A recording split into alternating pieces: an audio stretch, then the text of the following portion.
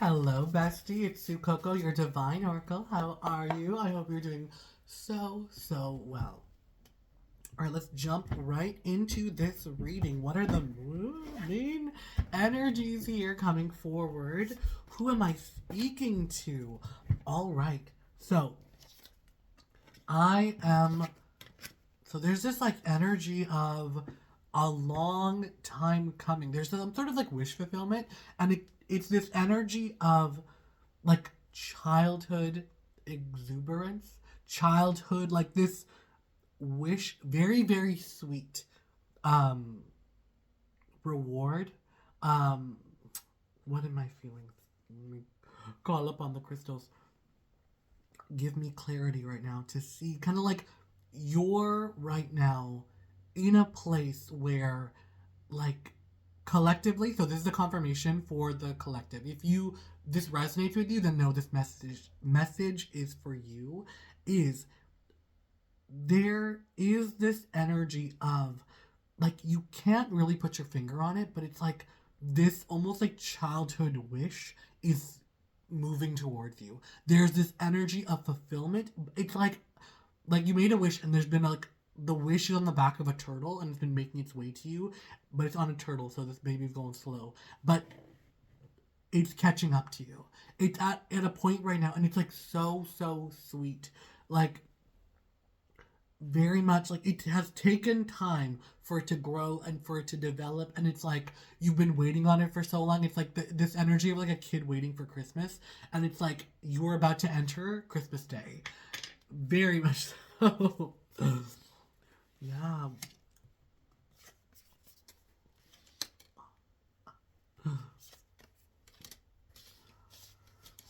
You're putting down your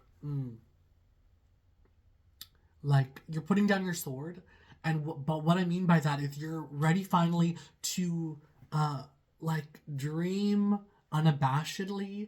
You're in a place where you're just like, what would happen if I didn't criticize everything, like my hopes and my dreams? And it's like that criticism is coming from your ego. These hopes and these dreams are your intuition. They're coming from the place of like your truest self, of like what is it you really want. And then the place of the ego, it's like the ego is the shadow of the beauty. Like the dream is a mountain, the ego is the shadow. And it's just like it's natural, we all have that, but you have to see it for what it is. It's a shadow. You shine a light on it, it's dead, baby. Like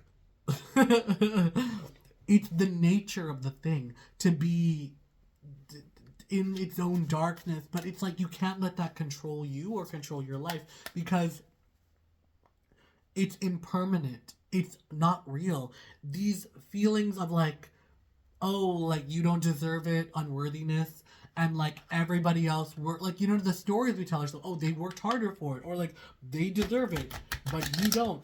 Those are just stories, and you can change the story of your life anytime you want. You can change the direction your life is going in, and the whole theory of like whether you think you can or you can't, you're right. Oh my gosh. We've got the Nine of Cups right here on the split. Nine of Cups and Seven of Cups. So we're dealing with like hopes, dreams, and fears of like, oh, what if I get it, but I don't know if I'm good enough. Like, but be secure in the knowing of like, I very much see the Nine of Cups as this energy of this man, he's got the cups here. He's throwing a dinner party, he's waiting for his guests to arrive. He has everything that's been taken care of, and he is content, happy, and ready. His loved ones are all about to arrive, and he's about to party, and that is kind of the energy you need to be in. Like that is what God, Spirit, the universe, whatever resonates with you, is calling on you to stand in for you to receive whatever it may be that you wish. And like I'm really picking up the energy of like no dream is too big, no dream is too high, too mighty, and it's like what I'm like I just heard a story on the radio that like they're building a hotel in space, and they're expecting the average stay to be between $500,000 to $1 million for like a night there. It's like the energy that I'm getting is if that is your wish, you'll get it. Like there is no impossibility. The fact that they built this means there's people willing to go up there and stay there. And if we have people staying in a hotel in space, what is impossible? Like, the possibility of life existing on this planet are so minute. It's like everything in the universe wants to kill us, that you're in a place of being able to move into your own power. And the final hurdle and the final battle is with yourself. Is to, like, you're in this battle with yourself, and it's like the more you fight, the more resistance you find. And it might just be you put down your weapon, guess what? Your shadow puts down their weapon. It's like this energy of like you're fighting your shadow, but it's like if they match you strike for strike, and it's like you're not making any progress. And then you realize, if I just put down my weapon, the shadow puts down the weapon. What's the fight? Right? It's like you're fighting your mirror.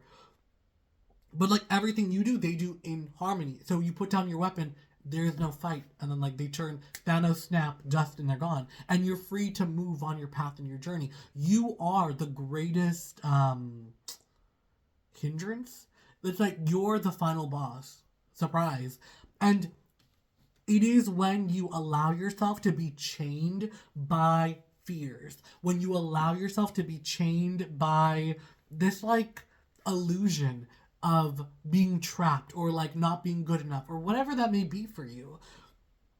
But it's almost as if like you're wearing a blindfold, and you just need to take that off and see, the quicker you make a decision, the sooner things are happening for you. And it's almost like, very much, we've got like this energy of like the Chariot, the Two of Swords, and the Devil. And it's like whether you think you can or you can't, you're right. And that is what is coming forward so strongly. It's like you've got a decision to make right now.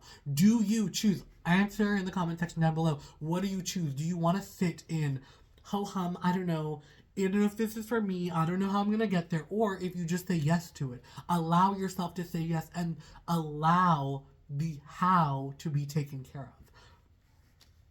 There's no need for you right now to be in a place of like overthinking. There's this very strong energy right now of you focusing on this new journey, of you being so much more focused on yourself, what it is you want, and just having your head in the clouds, and allowing the how to take care of itself. And it's like, I don't know, I've gotten weird comments from people being like, well, how am I going to feed myself? And it's like, that's a great question. But like, when we're dealing with energy and like these bigger forces of the universe, how did you get here? You know what I mean? It's almost as if things, like whenever you found yourself at the end of your rope, something came along to get you to the next step, As long as it's like your next day is taken care of, you're finding a way forward, you're grateful for what's happening, you're finding gratitude for the life that you're living, you're always going to be able to keep going and find more. But it's like when you're living in a place of like lack and a very, very like shrinking mindset, and it's like the fastest, comparison is the thief of joy. When you're looking around at everyone else and you're like, well, I don't have anything, look at all the stuff they have. Great. It'll never be enough, because comparison is the thief of joy. When you start being thankful for what you have and the potential and the opportunities wherever you are, wherever you may be, and being hopeful, having gratitude, your life opens up. You're able to begin a new journey. You're no longer gonna be in a place of like laying down to die, and like you've been like weighing out your options of like, what do I want? What do I do? And it's kind of like obvious, because the more you can help yourself, the more you can help others. And I'm really picking up this energy of the collective that I'm speaking to, very much wanting to be a positive force in the life of others, make a difference. And the more you are able to kind of like pour into yourself, you cannot give from an empty cup. So it's almost like you have to be a little bit selfish, put yourself first, because that allows you to make so much progress that finally you're in a place where you can give. Do you get what I'm saying? Because it's like the struggle you've encountered, the struggle you've endured, the strife, and like living in a minimized version of the life you're meant to live, it's like, it is so draining, and it is so like, it's hard. There's a struggle to it, but like this choice you're making of looking on the bright side, and of like very much so, like, you know, when you're a kid and it's like that energy of like Christmas morning. Allow every new morning to be Christmas morning, and just put that wish out there of like, I know something good is coming my way, because something good is coming your way. There is a miracle on the horizon that is about to be fulfilled. The more you sit in this energy of reception, and it's like we live in this very, very like masculine energy world, and this has nothing to do with male or female. We all have masculine and feminine energy within us, but the world we live in, the world we live in is so obsessed with, you gotta go out there and you gotta do, and it's like, okay, like that's one half of the coin, because the divine feminine is all about being in your own power and being a magnet for the masculine to come to you, and like being so in your energy, it's almost like intoxicating. And it's like, you know, like I think we've all come across people, and it's like this like celebrity factor, like what was it, the Golden Globes or whatever, the Oscars just happened, and it's like these people that are like celebrities, millionaires, billionaires, right? Like they go to these like red carpet parties, and in the back room, in the green room, it's like there's like tote bags full of like the coolest stuff. Like they're rich already, but people are like dying to give them more. And it's like, I remember one year in the gift bag at the Oscars, they all got like a trip to Fiji, and it's like, oh yeah, like they could afford it themselves, but they're standing so much in their power, and you could be like, oh, they've done so much, but it's like when you're at that level and you just, you know, your presence is a gift, people are so much more willing to like play into that, and like they want to give you when you have so much. It's like the funny thing is, like, I forget, there's a podcast I was listening to with like a rich person, and they were saying like they grew up poor and like they made their millions, and they're like, the crazy thing is, it's like when you're rich, how much free stuff you get, of like people wanting to pay for your dinner and do all these things for you.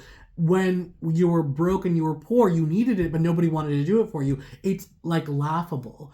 And it's very much being in that energy and like that shift in mindset, body, soul, of like allowing, of like you seeing your own potential, your own value, your own worth, and then your world becomes a reflection of it. But it has to start internally from you. So that is what I'm saying here, and you're well on your way on this journey, but I need you to like be almost like childish and playful about it. And you don't need to share this with anybody. You can just keep this to yourself, write it in your journal, keep it to yourself, but you know what I mean? Start. Really, really embrace it, and the sooner you embrace it, whole mind, body, spirit, soul, the sooner it's going to arrive. Let this message be the confirmation. Yes, it's coming. All right, bestie. I love you so much. And until next time, bye.